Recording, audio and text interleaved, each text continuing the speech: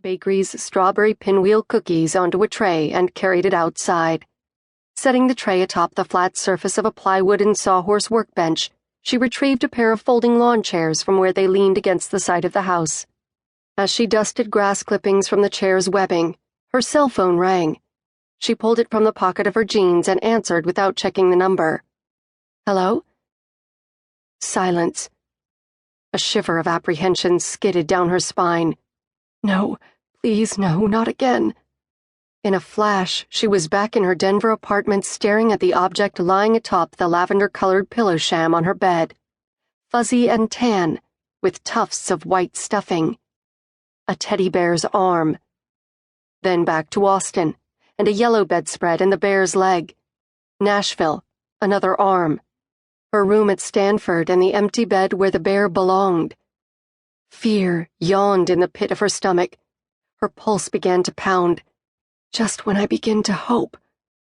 As she yanked the phone away from her ear to check the number, she heard her closest friend, Rose Cicero, the town physician, say, "Shannon? I'm sorry, that was a butt dial. I'm at work today and had my phone in the pocket of my lab coat and a toddler in my arms." "No problem," Shannon replied, relief washing over her, clean and sweet as a summer rain. She ended the call a little weak-kneed and annoyed with herself. She knew better than to answer her phone without checking the number first. Letting down her guard was one thing, acting carelessly something else entirely. She felt safe here in Eternity Springs, but she had felt safe in other places too, hadn't she? "Be smart, be aware, be alive," she murmured, repeating her personal mantra. If she didn't live, she lost. If she didn't live, he won. Unacceptable. So get back to living and pick your paint. It was the next item on her agenda, trim paint.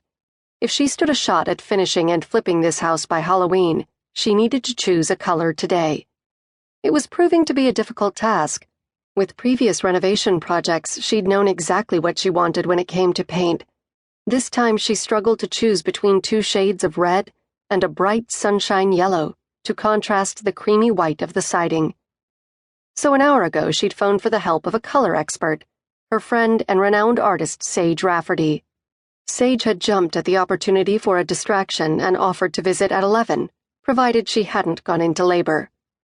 A glance down the block revealed the heavily pregnant Sage waddling toward Shannon's house.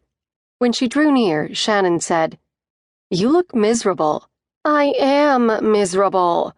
Sage grimaced as she tucked a stray strand of wavy auburn hair behind her ear. "I honestly believed I'd have this baby early, but now I'm 3 days late. I'm having nightmares of going into labor at Gabby and Flynn's wedding." Shannon eyed her friend's enormous belly doubtfully. "Surely you won't last that long. The wedding's still a week away." "You wouldn't think so, but knowing my luck?" Sage rubbed the small of her back and nodded toward the house.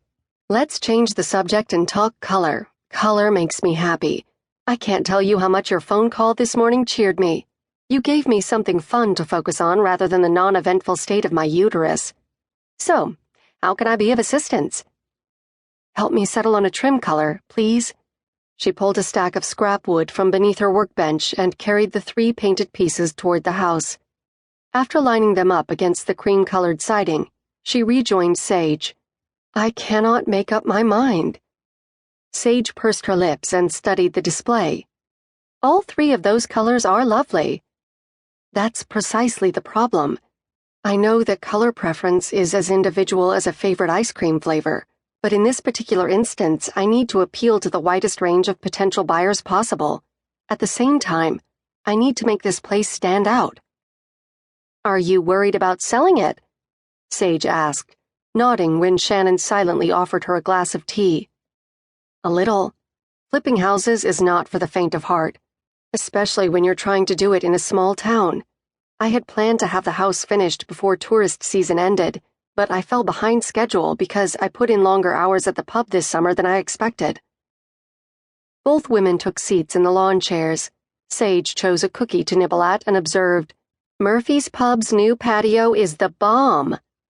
Shannon smiled.